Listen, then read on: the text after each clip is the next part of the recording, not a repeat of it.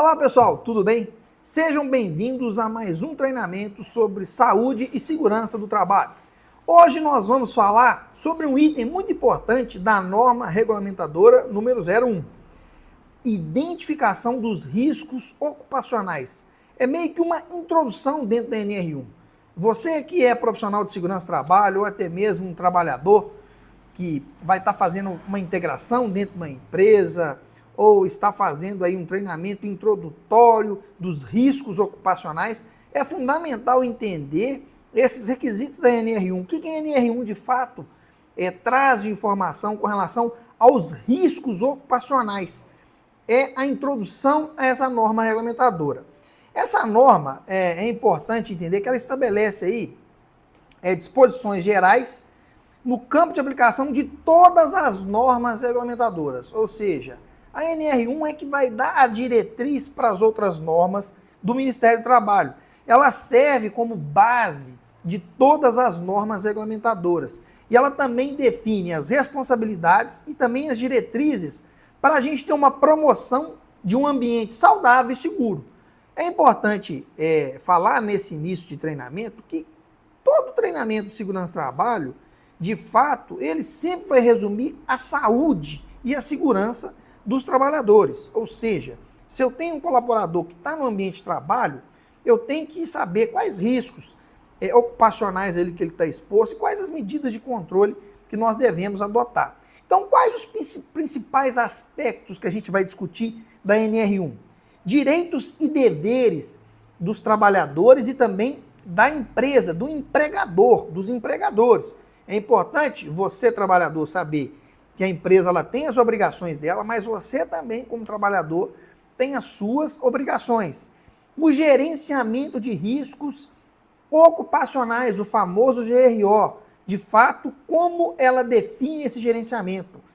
O programa de gerenciamento de riscos, que faz toda a gestão do GRO também. E também a identificação de perigo e avaliação de riscos. Basicamente, são os principais aspectos dessa NR1. Mas, afinal de contas, muita gente pergunta, o que são esses riscos ocupacionais? Nós podemos definir que são todas as situações ou até mesmo condições presentes no ambiente de trabalho que pode fazer o quê? Causar dano à saúde física ou mental dos trabalhadores.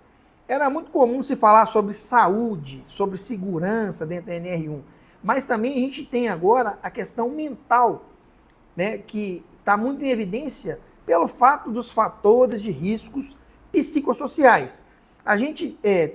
Nós temos dentro do nosso canal vários vídeos que nós gravamos aí relacionados a esses fatores de riscos psicossociais, sobre questionário, sobre como fazer avaliação, sobre quais os principais fatores, né, os fatores de risco psicossocial no ambiente de trabalho.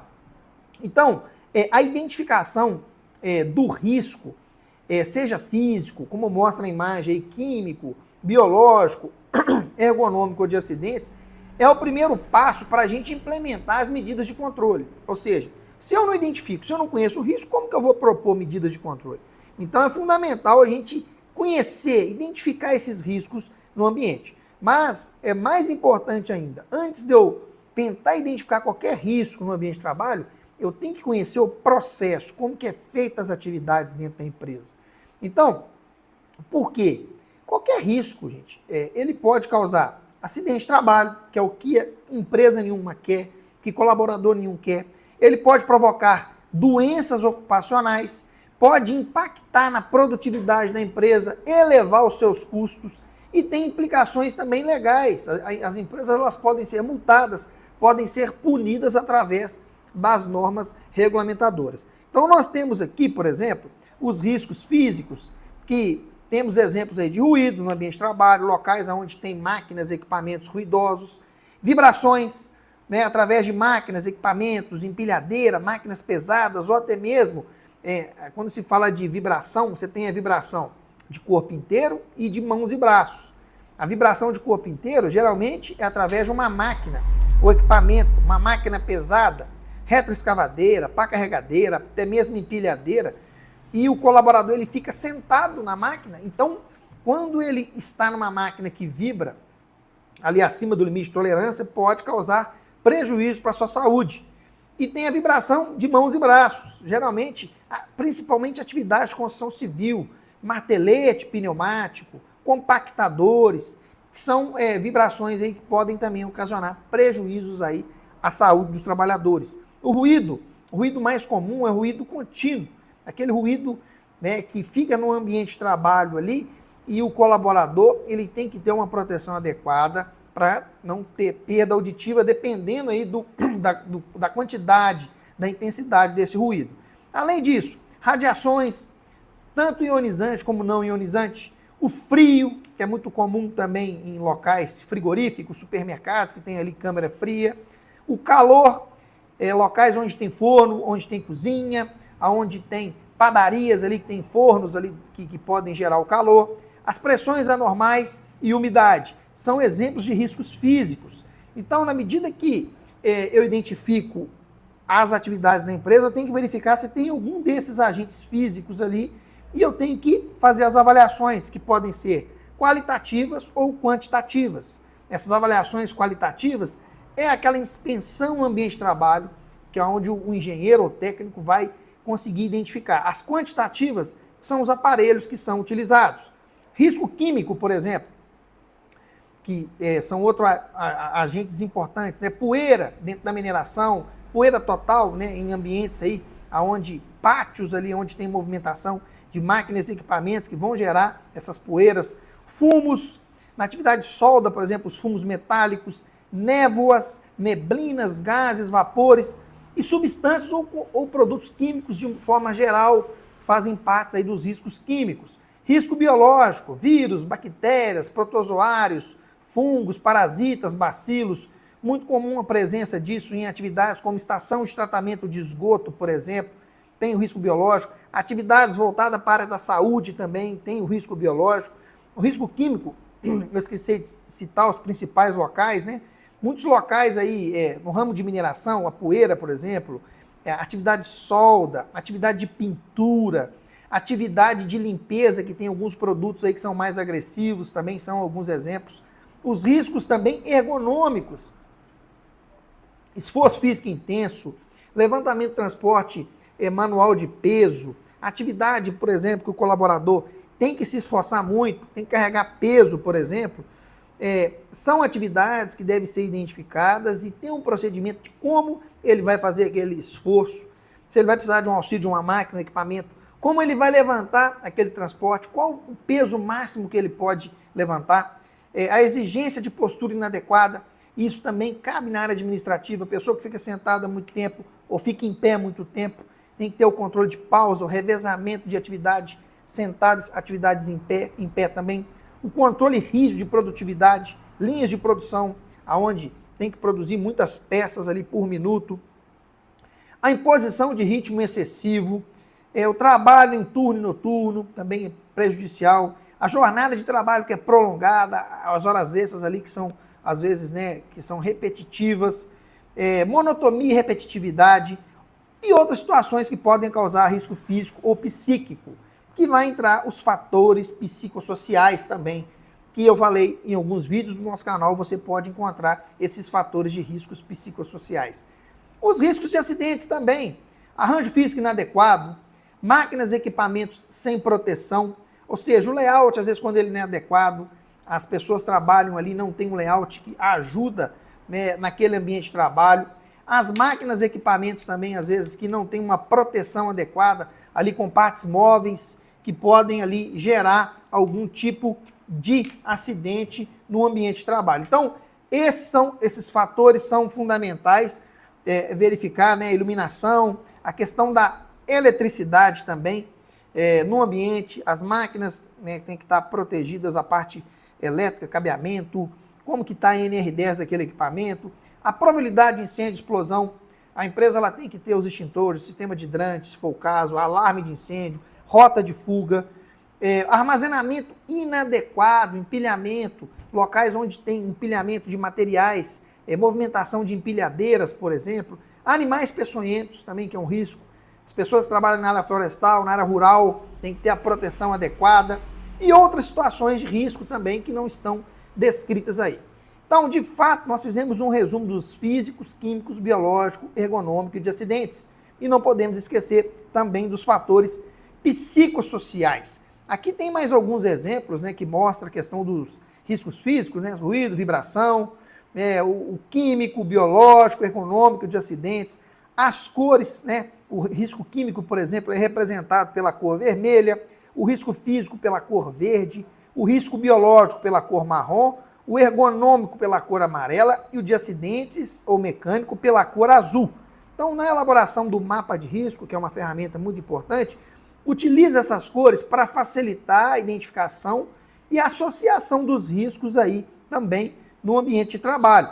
E aqui nós temos uma situação interessante que mostra a diferença entre perigo e risco. São situações diferentes e nós vamos falar sobre isso a partir de agora. Entender essa diferença de perigo e risco é fundamental para a gente fazer o quê? O gerenciamento do risco ocupacional no ambiente de trabalho. Então, por exemplo, o perigo, fonte ou situação com potencial para causar dano. O que seria o risco? Combinação da probabilidade da consequência de um evento perigoso. O que seria, por exemplo, o perigo? A causa, o risco, a consequência. O exemplo aí, um piso molhado. Vamos supor que você está numa fábrica que tem um piso molhado por óleo ou por água mesmo. Qual que é o risco? A probabilidade de escorregar e cair no piso molhado.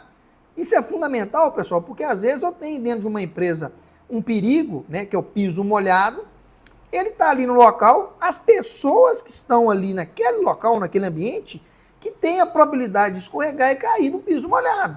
Então, a pessoa que está numa área administrativa não tem exposição a esse tipo de risco. Então, o perigo, ele pode ser identificado. Já o risco, ele pode ser o quê? Avaliado e gerenciado. Essa diferença é importante e ela é fundamental. Que o risco ele pode ser avaliado e gerenciado. E o perigo ele pode ser identificado.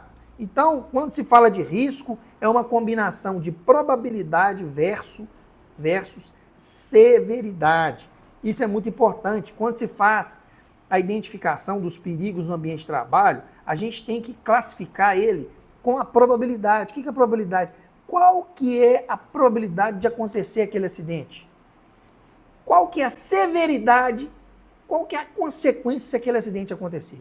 E aí eu vou ter um total de risco. E aí quando eu faço isso, eu tenho o quê? Eu consigo classificar os meus riscos. De risco maior, médio, menor, e aí eu vou priorizar de acordo com o maior risco. Isso é fundamental dentro do ambiente de trabalho. Aqui nós temos, né, falando, né, o que o gerenciamento de riscos ocupacionais é um processo contínuo, ou seja, não é um documento morto, é um documento vivo. Quando eu faço o GRO, eu tenho que entender que ele é sistemático, ele tem uma avaliação e tem que ter um controle de monitoramento desses riscos. E tem que girar esse PDCA. Ele tem que acontecer de forma sistêmica. Quando se fala de identificação de perigos, por exemplo, é quando eu faço o reconhecimento e registro todos os perigos existentes no ambiente de trabalho. Quando eu falo de avaliação de risco, é a análise da probabilidade e severidade, como eu falei, dos riscos para determinar o que é a sua magnitude, o seu tamanho, qual o estrago que eu tenho com relação a esses perigos. E o controle dos riscos, implementação de medidas para eliminar ou reduzir os níveis aceitáveis. Então, eu tenho que ter o controle, que pode ser preventivo e pode ser mitigatório. Preventivo é todo o controle que eu vou fazer para impedir que aconteça o evento indesejado. O mitigatório já é após a ocorrência. Aconteceu e eu tenho que ter um plano emergencial para aquela situação. Monitoramento e revisão. Acompanhamento contínuo da eficácia de medidas de controle e atualização quando necessário. Aqui nós temos do lado direito o mapa de risco. Então, o mapa de risco mostra a simbologia das cores do mapa de risco. E é importante, né, o mapa de risco. Hoje, com o programa de gerenciamento de risco, as empresas elas não são obrigadas a ter o mapa de risco, porque o PGR faz essa substituição. Mas é importante a empresa tiver um sistema de gestão, ter identificação, ter os mapas de riscos espalhados aí no ambiente. Então, o Programa de Gerenciamento de Risco é um documento, né, que vai materializar o processo de GRO, sendo obrigado para todas as empresas. Toda empresa ela tem que ter. Então, primeiro, ela tem que ter um inventário de riscos ocupacionais. O que é isso? É um documento que vai conter ali a relação de todos os perigos que possam gerar riscos e a segurança e saúde dos trabalhadores. Mas muita gente pergunta, mas eu posso esquecer algum risco para trás? Por isso a importância do mapa de processo. Se eu tenho todas as minhas atividades mapeadas, vai ficar mais fácil eu ter esse inventário. E como é um documento vivo, eu posso a todo momento fazer aí a sua revisão. Uma situação muito importante é o plano de ação, que vai estabelecer o quê? As medidas de prevenção a serem introduzidas, aprimoradas e principalmente mantidas com cronogramas responsáveis. Então, dentro do meu PGR, eu tenho que ter um plano de ação das medidas de controle que eu vou ter. Eu tenho que ter os responsáveis por esse plano de ação e não posso esquecer de ter um prazo definido para estar fazendo essas ações acontecer. E é importante a gente falar também que o PGR ele substitui o PPRA, que é o Programa de Prevenção dos Riscos Ambientais. Qual que é a diferença? O PPRA antes tratava risco físico, químico e biológico. O PGR, além desses três, vai tratar risco de acidentes e risco ergonômico, dentro também os riscos dos fatores psicossociais. Então, o PGR ele é o que? Ele é mais abrangente. Ele considera todos os tipos de risco, incluindo os psicossociais que a gente acabou de falar. Então, nós temos aqui, né, o gerenciamento de risco, né, a identificação, a análise qualitativa primeiro, certo? Que é no ambiente de trabalho, uma avaliação de um profissional. Depois eu tenho uma análise quantitativa. Vamos dar exemplo dessas duas? Qualitativa. Eu vou na área, identifico lá o processo, identifico que tem ruído. Eu sei que tem ruído, através da minha percepção. Mas eu sei qual que é o valor daquele ruído? Qual que é a quantificação dele? Não. Então eu tenho que pegar um aparelho e fazer medição. Tem um dosímetro, um decibelímetro. O dosímetro ele é um equipamento que ele tem uma eficácia maior, porque ele tem ali um histograma que mostra, né, de segundo a segundo, minuto a minuto, da forma que eu quiser o ruído, e ele vai dar ali uma média no final. Né? É um exemplo que eu estou dando de ruído, mas a gente pode medir vibração, pode medir poeira, pode medir outros tipos de agentes químicos, pode medir temperatura. Então, são análises quantitativas. E o planejamento de respostas, né, que é o quê? Decidir como a gente vai lidar com cada risco, considerando a tolerância ou aversões de riscos aí que são predominantes no ambiente de trabalho. E, no final, o monitoramento para a gente ter esse PDCA girando. Então, quando se fala de identificação de riscos na prática, é importante a gente ter ferramentas e técnicas aí para identificação eficaz desses riscos. Por exemplo, a análise preliminar de risco ela é fundamental, a famosa APR, que é aquela avaliação inicial dos riscos de uma atividade ou processo. Geralmente, eu vou fazer uma APR quando eu não tenho um procedimento.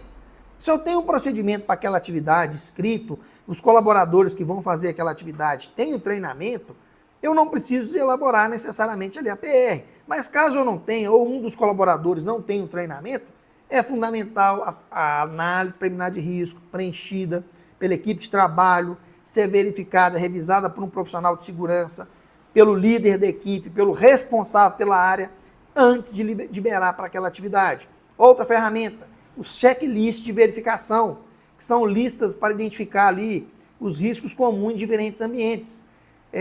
Checklist, por exemplo, dos equipamentos que eu vou usar, da escada que eu vou subir em altura, por exemplo, de um guindaste que vai ser utilizado numa obra, fazer o checklist para ver se está tudo funcionando naquela máquina, equipamento, as ferramentas, se elas estão adequadas.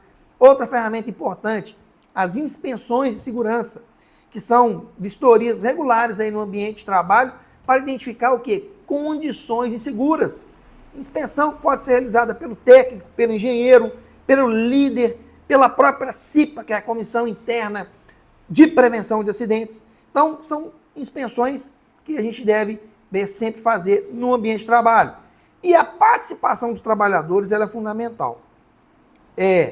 Para quê? Para a gente identificar de forma eficaz os riscos, para ele conhecer as atividades. É muito comum, às vezes, o técnico de segurança fazer análise preliminar de risco e o trabalhador nem saber daquela análise. Ela fica ali e ele nem sabe que existe. O trabalhador tem que participar, ele tem que assinar a análise. Não é só assinar, ver como é que está aquele checklist ali, ver como é que está aquela expensão de segurança, ver como é que vai ser feita a atividade. A análise preliminar de risco, ela serve como um planejamento da atividade.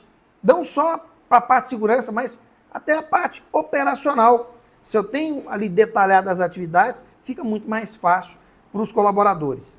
Além disso, nós podemos destacar aqui agora também as medidas de prevenção e controle. Quando se fala de controlar esses riscos ocupacionais, pessoal, a gente tem que seguir uma hierarquia de controle que vai priorizar as medidas mais eficazes. Então, por exemplo, o EPI é uma ferramenta muito utilizada hoje pelas empresas. Só que muita gente pensa que o EPI ele é o mais eficaz. Quando se fala de hierarquia de controle, significa o quê? Do mais efetivo nessa hierarquia para o menos efetivo.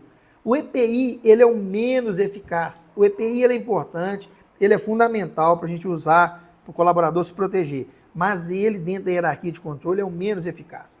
Ou seja, quando eu identifico um risco, a primeira coisa que eu tenho que tentar fazer é eliminar esse risco. Tem como eliminar? Removendo completamente o perigo do ambiente de trabalho? Tem como? Ah, não tem como. Beleza. Tem como eu substituir? Eu vou seguir na hierarquia. Substituir, trocar o material processo perigoso por um menos perigoso, por exemplo. Às vezes eu vou fazer atividade a quente, eu vou substituir aquela atividade para uma atividade que não precisa ser a quente. É uma substituição. Ah, não tem como, tem que ser feito daquela forma. Tem como eu implementar controles de engenharia? Ou seja, modificações físicas no ambiente. Por exemplo, uma máquina que está com ruído alto, eu não consigo eliminar nem substituir ela, mas eu consigo enclausurar aquela máquina para diminuir o ruído. Ou essa máquina é uma máquina que tem uma parte móvel ali, que pode ter contato com os membros superiores do operador, ou seja, mãos e braços. Eu não consigo eliminar essa máquina, não consigo substituir, mas consigo proteger com a proteção física nessa máquina. Ou também até uma quarta alternativa, que são os controles administrativos, procedimentos, treinamentos, sinalização e rodízio de trabalhadores, por exemplo, que é uma medida de prevenção e controle. E, por último, o equipamento de proteção individual. Podemos citar, não mostra aí também, uma medida de separação, que fica entre controle administrativo e entre o EPI. Ou seja, eu separo as pessoas. Vamos dar um exemplo aqui de uma atividade com empilhadeira e pessoas ali que trafegam naquele local. Eu criar um sistema que as pessoas não têm acesso a onde tem a movimentação de máquinas e equipamentos. É uma medida de separação, é uma medida de controle também muito importante. E é fundamental também, já chegando no final, falar sobre as responsabilidades dos empregadores e também dos trabalhadores. A NR1, ela estabelece claramente essas responsabilidades de cada um, de cada parte na identificação e controle dos riscos ocupacionais. Vamos falar um pouquinho de cada um agora. Primeiro, vamos falar dos empregadores, das empresas. O que a empresa tem de responsabilidade? Primeiro, implementar o PGR, que é o Programa de Gerenciamento de Risco. Ou ela vai colocar o SESMIT dela, que é o Serviço Especializado em Engenharia, Segurança e Medicina, engenheiros, técnicos, médicos, enfermeiros, auxiliares, essas pessoas, né, ou uma consultoria mesmo, para implementar o PGR, garantir a participação dos trabalhadores. A empresa, ela tem que garantir, ela tem que obrigar a participação dos trabalhadores. É isso mesmo. Além disso, a empresa tem que fornecer todos os recursos necessários para implementar o PGR, medidas de controle, medidas de proteção, investir em segurança, adotar medidas de prevenção adequadas de acordo com o próprio Programa de Gerenciamento de Risco e também fornecer os EPIs obrigatórios de forma gratuita, EPIs validados, EPIs com certificado de aprovação. E qual que são as responsabilidades dos trabalhadores? Qual que é a nossa responsabilidade como trabalhador? Primeiro, cumprir tudo isso que vocês acabaram de ver. PGR, todas as obrigações que a empresa implementar, né, colaborar na implementação do PGR, comunicar os riscos que você identifica no ambiente de trabalho, que às vezes a empresa não conseguiu reconhecer, utilizar de forma obrigatória os equipamentos de proteção individual e participar dos treinamentos. Os trabalhadores são obrigados por lei a cumprir tudo isso que a gente acabou de falar. Que muitas pessoas pensam que a obrigação é só da empresa. Negativo. A empresa tem sua parte e o colaborador também tem que contribuir de forma obrigatória. Não é algo que eu possa achar que eu não preciso de cumprir. É obrigatório. A colaboração é a chave. A segurança do trabalho é uma responsabilidade compartilhada entre empresa e colaboradores. E isso faz com que a gente tenha que requerer o quê? O engajamento de todos os níveis da organização. Não somente, né, das pessoas ali do operacional. A liderança, a direção, a gerência da empresa tem que participar de fato. Porque quando se fala de identificação dos riscos ocupacionais, de acordo com o NR1, é fundamental para a gente construir os ambientes de trabalho mais seguros. O primeiro passo, pessoal, é a identificação. Reconhecer os perigos é o ponto de partida para qualquer ação preventiva e eficaz. Eu tenho que saber que ele existe. Eu não posso pensar em esconder esses perigos nem da empresa e nem dos colaboradores. E esse gerenciamento sistemático vai fornecer o quê? Uma estrutura organizada. E a empresa vai ter uma forma de fazer essa gestão compartilhada com seus colaboradores para que, de fato, ela reduza os riscos. E ela faz com que, tomando essas ações, ela compartilhe essa responsabilidade. A segurança do trabalho ela vai depender do engajamento dos empregados e também dos empregadores. Prevenir é sempre melhor e mais econômico do que remediar em qualquer circunstância.